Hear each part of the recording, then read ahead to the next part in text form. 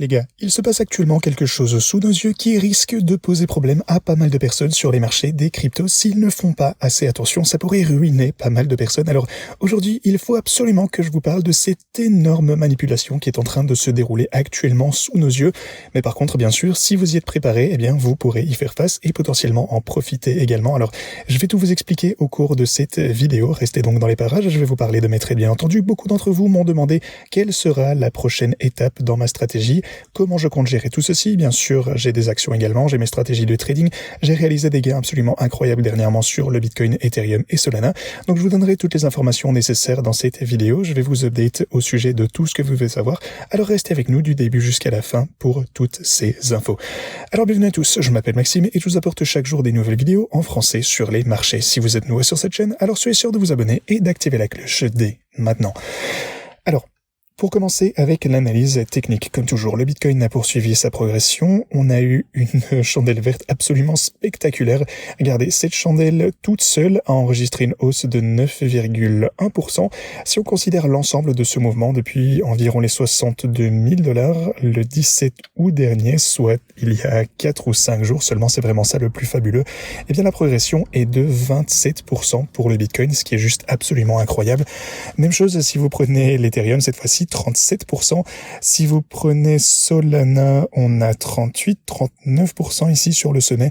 Donc voilà, des mouvements absolument phénoménaux sur l'ensemble du marché des cryptos. Alors, bien entendu, pas mal d'entre vous me demandent sûrement, eh bien, ce qui va se passer par la suite.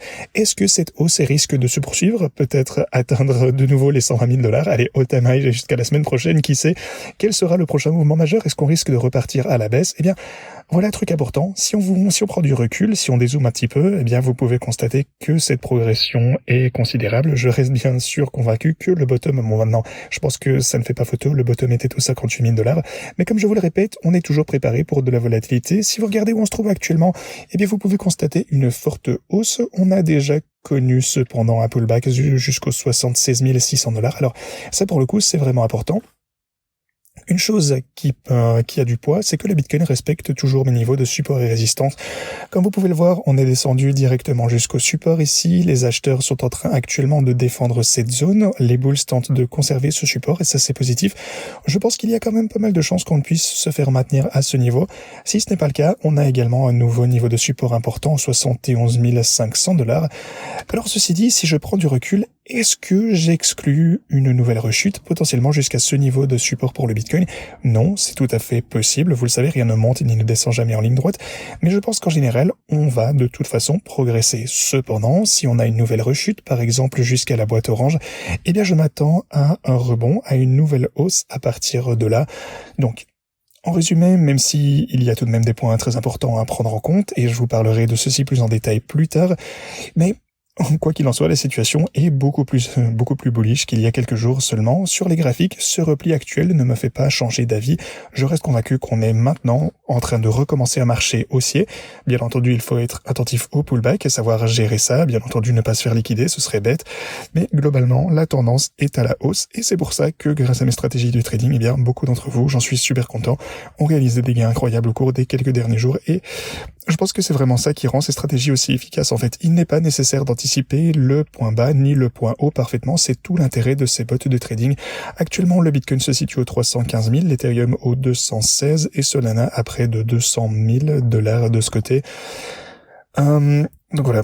Ceci dit, si vous souhaitez prendre position sur le marché avant le prochain mouvement important, ce pullback est en fait une bonne opportunité de le faire. N'oubliez pas de vous rendre en description de cette vidéo, inscrivez-vous sur Pionex ici, profitez de vos bonus de dépôt et vous trouverez ici les stratégies de grille du côté du Bitcoin, Ethereum et Solana. Regardez également ce tuto vidéo qui vous explique tout ce que vous devez savoir pour utiliser ces outils en prenant le moins de risques possible. Encore une fois, surtout, n'hésitez pas à vous inscrire sur OKX si vous habitez en Europe. Ils offrent un bonus de dépôt de 8%, ce qui est exceptionnel. Donc voilà, n'hésitez pas à profiter également de OKX qui ont une licence MiCA. Pour continuer, où est-ce qu'on se trouve finalement dans le cycle dernier, dans un prochain cycle déjà qui sait?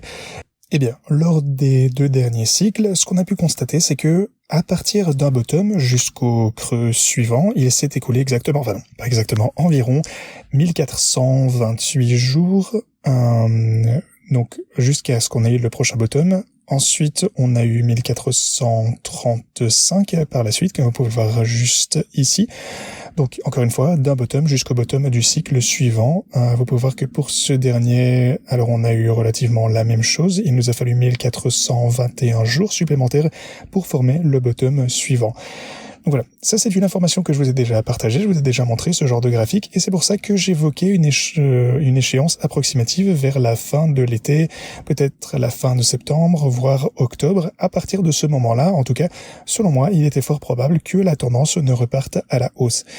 Alors, encore une fois, si vous prenez une moyenne de ces deux périodes, on tombe plus ou moins là où on se retrouverait maintenant. Donc 1428 jours, par exemple, eh bien vous pouvez constater que ça nous donnerait relativement proche de la fin septembre, soit dans environ un mois.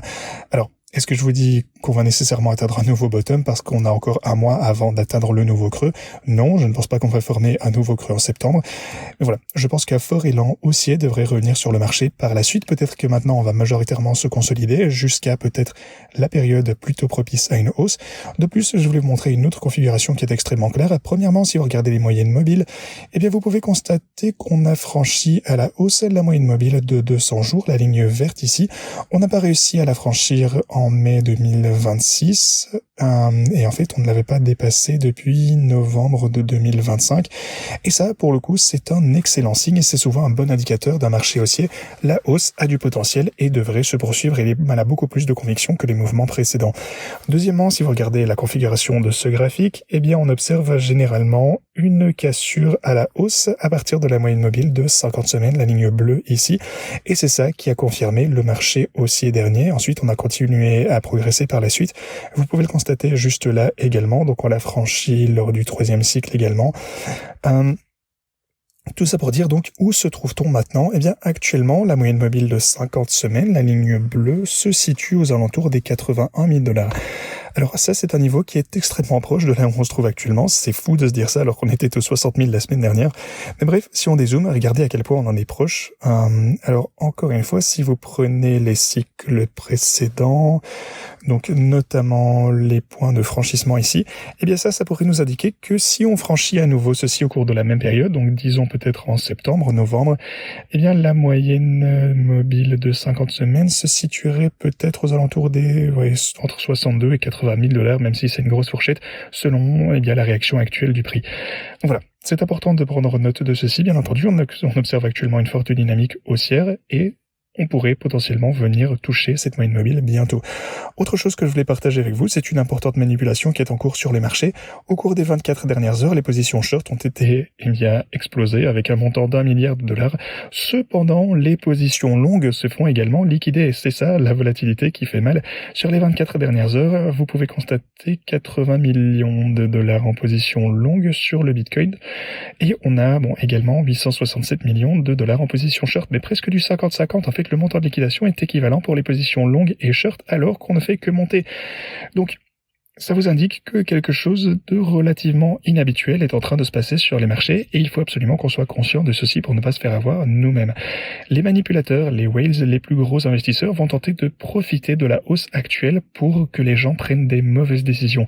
Ils vont diffuser des informations négatives, peut-être prétendre qu'il s'agit d'un dead cat bounce, parce que de nombreux investisseurs se ruent actuellement sur des positions longues. Alors, bien entendu, il faut rester préparé à des pullbacks. On n'est pas à l'abri de repartir dans une cascade de liquidation des longues également. Mais voilà, il faut être prêt pour ce genre de situation, surtout quand les investisseurs prennent des positions à un rythme effréné et que la volatilité est faible. C'est vraiment le moment idéal pour liquider tous ceux qui utilisent trop d'effets de levier. Et c'est pour ça qu'on assiste à ce phénomène en ce moment même. Pour le coup, c'est la plupart de ce mouvement, c'est que les shorts qui se sont fait liquider, c'était pas du spot fondamental à la base. Voilà, il est crucial d'être conscient de ceci, ça pourrait jouer contre nous également. C'est pour ça que c'est ma méthode de trading préférée. Je trade, pour moi c'est plus efficace que la plupart des investisseurs, simplement lisser des positions, faire du DCA, comme les stratégies qui sont présentes ici. Donc on fait une moyenne à la baisse. Inutile d'anticiper les points bas et les points hauts parfaitement. L'important, c'est de profiter de la majeure partie de ce mouvement. C'est pour ça que c'est ma méthode de prédilection. Il faut juste être vigilant avec le levier, bien sûr. Les whales tentent toujours de profiter de ces opportunités pour faire baisser le cours. Peut-être même qu'elles vont y parvenir. Peut-être qu'on va rechuter assez vite jusqu'à la boîte orange. Peut-être même, disons, 71, 72 000 $. C'est pas du tout impossible. Si ça se produit, il faut être préparé pour ceci et avoir un plan. Et Bon, même s'ils le font, attention, je vous dis pas forcément que ça va arriver, peut-être qu'ils n'en seront pas capables parce que tout le monde a envie d'acheter et vont intervenir plus vite. S'ils le pouvaient, bien sûr qu'ils le feraient, mais je pense que le marché est très solide actuellement, il y a une forte pression d'achat et je pense que c'est le moment, vraiment pour la première fois depuis très très longtemps, que je peux vous dire avec beaucoup plus de confiance que le moment est venu.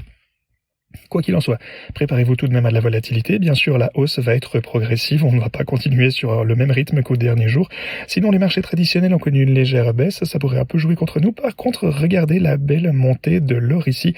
À partir du bottom sur la boîte orange, vous pouvez voir qu'on est déjà en hausse de 16%. C'est déjà quelque chose d'excellent du côté de l'or. Alors, certaines actions connaissent des pullbacks. Par contre, on a Nvidia qui tente de se maintenir au-dessus de ma boîte orange ici, de ce niveau important.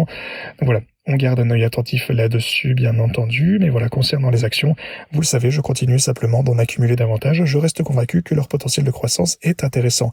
Une autre raison pour laquelle je pense que ce mouvement a du potentiel, c'est que le taux de financement n'est pas vraiment excessif actuellement. Tout est relativement normal, et ça signifie que les investisseurs, ne sont pas... Bon, tout le monde n'est pas trop enthousiaste, du moins pour le moment. Certains investisseurs ont des positions longues, c'est vrai, mais avec les liquidations, on ne voit pas énormément de masse de spéculation sur US, sur l'effet de levier. Et voilà, c'est plutôt bon signe. La plupart des mouvements sont liés au marché au comptant à partir de maintenant. Ça, c'est positif. Je vous avais également prévenu d'un mouvement important. Je vous avais dit qu'une fois que le marché recommencerait à monter, ça annoncerait généralement un mouvement de grande ampleur après une longue période de baisse et de consolidation du côté du Bitcoin. En fait, c'est exactement ce qui s'est passé. Donc, on a pu finalement profiter de cette opportunité. J'espère que ça a été votre cas également. Si c'est votre cas, bravo. La situation maintenant est plus encourageante. On a la moyenne mobile de 50 semaines, comme je vous disais. C'est le niveau clé qui confirmerait généralement la fin, bel et bien, d'un marché baissier, le début du marché haussier.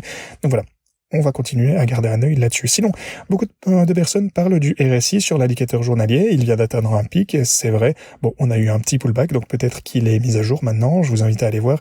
Mais voilà, n'oublie pas qu'après une telle hausse du RSI, attention, ça ne signifie pas forcément que c'est la fin du mouvement haussier. Peut-être qu'il va juste ralentir.